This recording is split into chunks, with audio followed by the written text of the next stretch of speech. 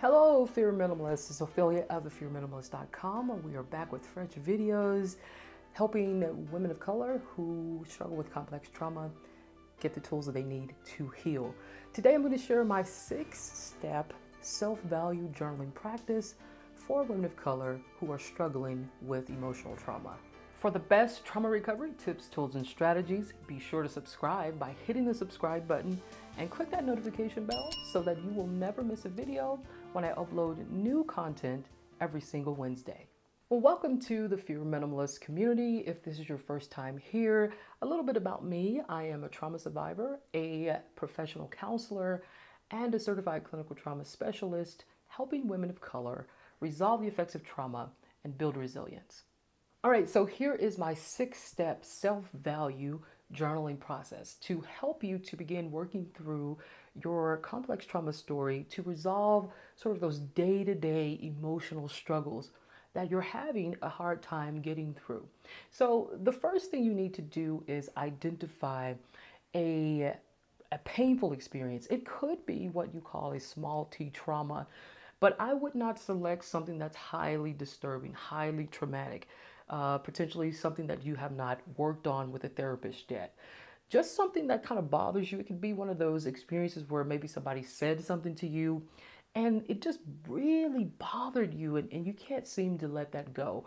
It could be something like that. So maybe something somebody said. Maybe it was a microaggression. Maybe, somebody said something racist or something prejudiced. Whatever that situation is, it can be something like that that wasn't too highly disturbing. Because what you don't want to do is get into some content where you're not able to really rescue yourself. We want to make sure that you have those internal and those external resources where you can sort of instinctively ground or contain in a way that you can get yourself to a place where you can make empowering decisions and not be overwhelmed by that content. So that's the first step. So the second step is to think about how you responded to that experience. Maybe it wasn't your best response. Maybe you acted in rage, or um, hopefully you didn't destroy anything. But if you did, think about how you responded to that. Maybe you shut down. Maybe you isolated. Maybe it wasn't the most healthy response. Whatever it was, think about that and how it tied to that triggering event. And then the third thing you want to do, which a lot of people don't think about, is the other side of that. So typically when somebody, because we're wired to sort of pay attention to the negative things, when somebody slights us or says something or does something to us that's painful, we cling to what's negative and we don't necessarily think about the the other side of it, which is what insights did I gain? What new experiences? What did I learn from this? It's basically a reactive thing. And so the third step is to get you to start thinking about that. And maybe you haven't. Maybe you haven't thought about anything. And maybe you said, well, I just want to get through the damn thing. I don't care how I got through it. And that is part of the problem that people have with not being able to resolve those deeply emotional wounds, is because we're not used to problem solving for what we can learn from that experience. Not that it was our fault, but we still take responsibility for rescuing ourselves in healthy ways. All right, the fourth step is the big right. So you've identified that mildly painful event. You thought about how you responded to it initially, whether it was appropriate or not appropriate, and then you thought about the other side of it. What insights did you gain from this? Now it's time to start writing. Put all three of those first steps together, which we're primarily thinking about it, and now it's time to write. So what you're going to do is you're going to take a timer, designate about 15 minutes. This is usually a good duration to be able to sort of get the frame as well as some of the details of what this experience meant to you. And so take a timer, set it for 15 minutes, and you're going to do what we call free writing. This is writing where you're not paying attention to editing, you're not paying attention to punctuation, grammar, spelling, any of that. You're sort of just like brain dumping. You're just getting everything that's running through your mind onto the paper about this particular experience that you have identified.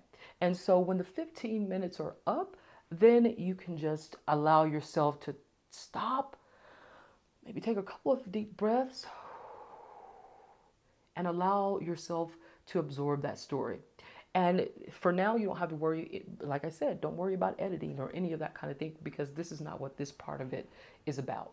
Okay, before we get to the last few steps, I want to hear from you. Drop a comment below to let me know if this is resonating with you, if it's bringing up any particular thoughts or sensations or anything that would bring to mind of that's something that I'd never thought about. Let me know in the comments below. So the fifth step is to review what you wrote. Look for clues for what your mind and your body may be saying to you about this narrative that you've come up with just through free writing. You want to circle words and phrases that repeatedly came up. There's a theme there, it might be a pattern. There are particular words and phrases that you kept using throughout the narrative. Maybe there are questions about some of the things that you wrote that you want to explore further. You can put a question mark beside that or highlight that, and to remind you that, man, I need to dig deeper into this because this may be telling me something about how I respond to things and maybe how I can respond differently in the future. All right, and the final step, which I deem to be sort of the biggest step because you're bringing in the community. We're calling in our ancestors and we're drawing from their wisdom. We're standing on their shoulders and we're allowing them to guide us through this difficult time, through these emotional struggles that we continue to have. And they're going to teach us how to get through these trying, distressing moments. And so you can think of who would a cultural, ethnic ancestor or an actual blood relative, blood ancestor, what would they say to you in this moment as you're reviewing your story? So I take, for instance, Audre Lorde. I love her quote about when we speak, sometimes we're afraid to say things because we think we won't be heard or that our words won't be welcomed. But then when we don't say anything, we find that we're still afraid. So it's better to speak. So I would say something like, I refuse to hold in my words and not speak my truth. I will speak even when I'm afraid. The words of Maya Angelou, there is no greater agony than bearing an untold story. So I could say something like, I will not. I refuse to hold on to keep my story bottled up and not speak it. I'm going to speak it because it's what frees me. It's what gets me out of these emotional tangles that I seemingly can't escape. But as I speak my truth, as I move in my power, I'm able to be more relaxed, I'm able to be more calm, and I'm able to make more empowering decisions. All right, so now you know the 6-step self-value journaling practice to help you resolve emotional trauma. But if you feel like, I just need to go deeper, I need something to really get to the root of my trauma, you can take my needs assessment and see if you actually qualify for my 4-session coaching package to help you delve into the root of a trauma to resolve this emotional distress that you can't seemingly shake. And so go ahead and click the link below to access that needs assessment and we can get you started. Also, guys, if you are interested in connecting to a tight-knit group of Fear Minimalists, you can connect with me on my Facebook page at The Fear Minimalist, on my Instagram page at Fear Minimalist, where I teach education-based content every single week to help you resolve the effects of trauma and transform it into your personal power. You can access those communities by clicking the links below.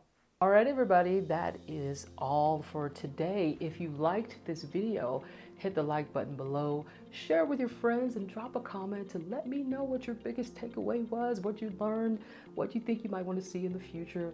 I would be happy to receive that feedback. And last but not least, please be sure to subscribe, hit that subscribe button, click that notification bell so that when I upload a new video every Wednesday, you'll be the first to know about it. And remember, guys, the sun is going to rise and shine bright tomorrow. The question is, are you going to rise with it and allow your best self to shine? I hope you do.